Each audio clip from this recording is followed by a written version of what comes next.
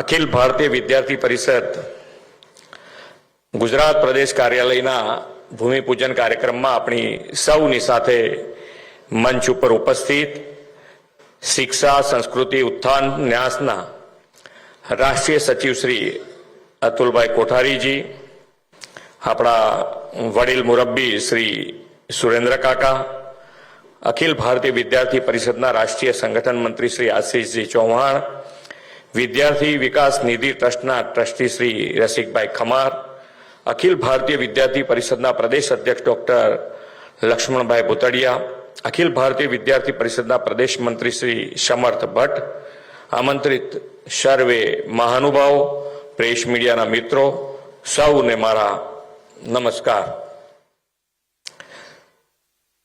નવરાત્રિના નવમા નોરતાની સૌને ખૂબ ખૂબ શુભેચ્છાઓ. આવતીકાલે વિજયાદશમીના મહાપર્વ ઉજવાશે. આ વિજયાદશમી આપણા સૌ માટે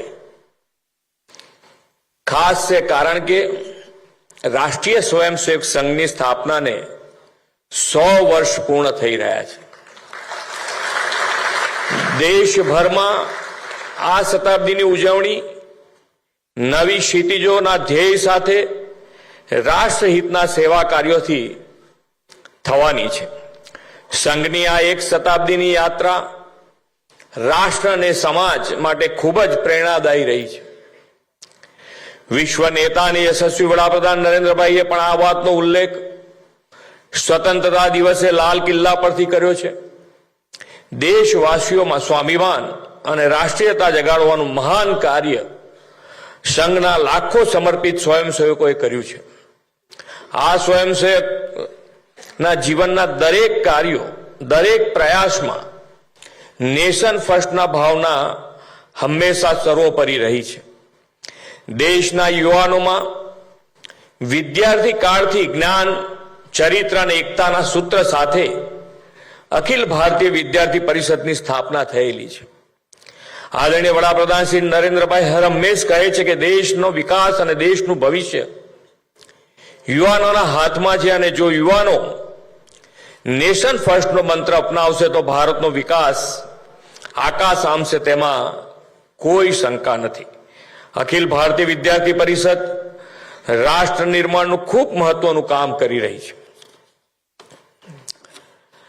ગુજરાતમાં વિદ્યાર્થી પરિષદનું સરનામું એટલે શ્રીલેખા ભવન. આ ભવનનું પુનઃનિર્માણ થવા જઈ રહ્યું છે, ત્યારે સૌથી આનંદની વાત એ છે કે સ્થળ બદલાયા વગર તે જ સ્થાને નવું ભવન બનવાનું છે. એકાદ બે જણને તો નામથી અહીંયા મને ખબર પડી કે કાઢ્યા છે, પણ હજુ કોઈક હોય તો જરા જોઈ લેજો. શરૂ થયું છે, પ્લાનિંગ તો બદલી આપશે. અહીંયા આગળ કોર્પોરેશન બેઠું છે, પ્લાનિંગ બદલાશે નવો પ્લાન કરી આપશે.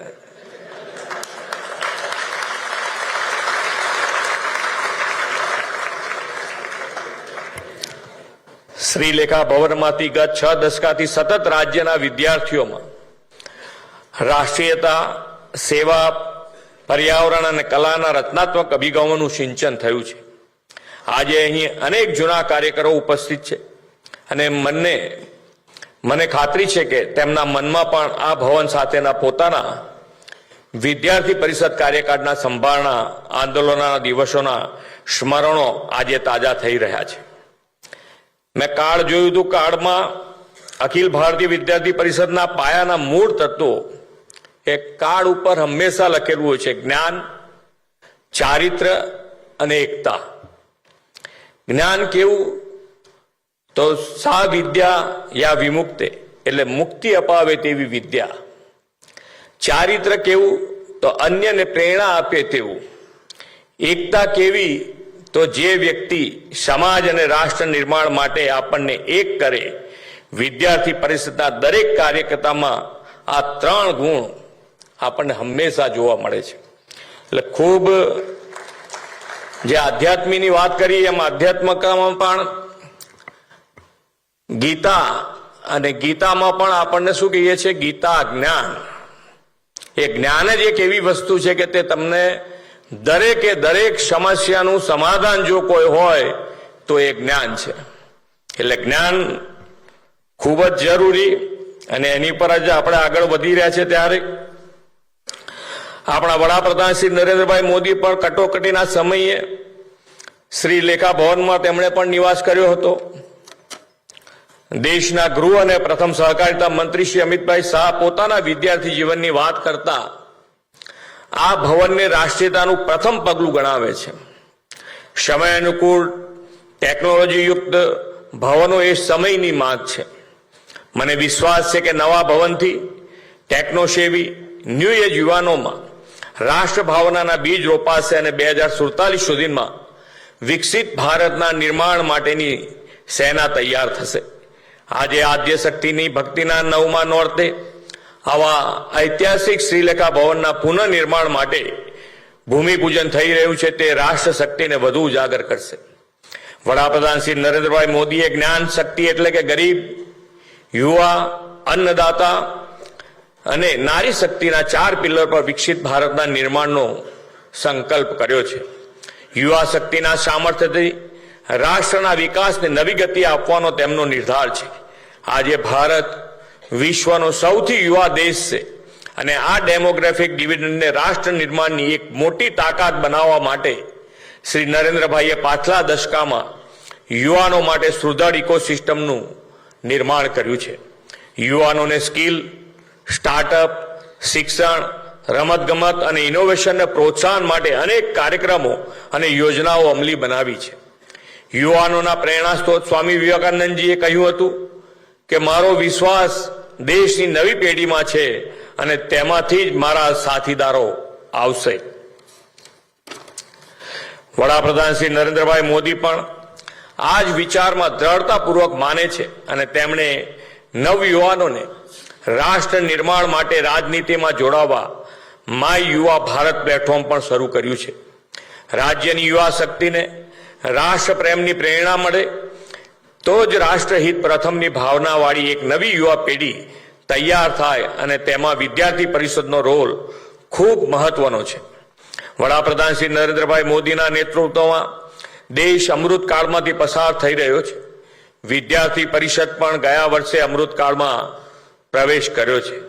વડાપ્રધાન શ્રી અમૃતકાળને દેશનો કર્તવ્ય કાળ કહ્યો છે. અખિલ ભારતીય વિદ્યાર્થી પરિષદ છાત્ર શક્તિ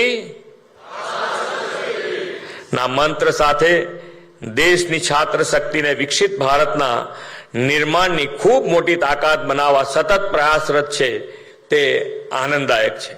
વડાપ્રધાન શ્રી વિકસિત ભારત સાથે સાથે આત્મનિર્ભર ભારતના નિર્માણનું પણ આહ્વાન કર્યું છે. તેમનું સ્પષ્ટ માનવું છે કે આત્મનિર્ભરના મૂળમાં સ્વદેશી વસ્તુઓનો વધુ ઉપયોગ, વધુ ખરીદ વેચાણ છે તે રહેલો છે. યુવાનોમાં પણ સ્વદેશી માટેનો આવો જ ભાવ જાગે તો આવનારી પેઢીઓ સુધી સ્વદેશીની જ્યોત પ્રજ્વલિત રહેશે તેવો મને વિશ્વાસ છે. આઝાદી સંગ્રામમાં સ્વતંત્રતા માટે સ્વદેશી અભિયાન ઉઠ્યું હતું.